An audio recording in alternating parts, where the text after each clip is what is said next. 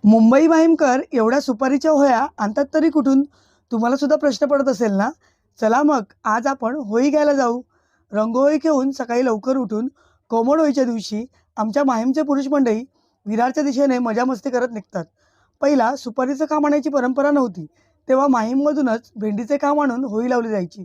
पण आता भेंडीचे झाड पहिल्यासारखे मुंबईत दिसत नाही, म्हणून आम्ही सुपारीची होळी आणतो. आता बरेच लोक म्हणतील, झाडे कापून कसली होळी करता? आम्ही किनारपट्टीला राहणारी माणसं. आमच्या इथे पेंडे मिळत नाही, तर आमच्या इथे झाडं असतात आणि ज्या झाडांचा उपयोग आपल्याला होत नाही आणि त्यांची खूप जास्त लागवड असते, ती झाडं आम्ही होळी म्हणून वापरतो. सुपारीच्या होळ्या खूप उंच झाल्या की त्याचा काहीच उपयोग होत नाही आणि एक सुपारी कापली की तिथे परत दुसरी उगवते.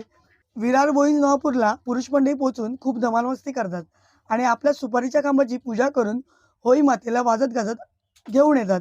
पहिल्या सगळ्या होळ्या चक्क ट्रेननी यायच्या, पण आता काही जण बसमधून आणतात, तर काही जण ट्रेनमधून. होळी मातेला वाजत गाजत आणतात आणि त्याच दिवशी महिला मंडळी सजावटीसाठी हार वगैरे करायला बसतात.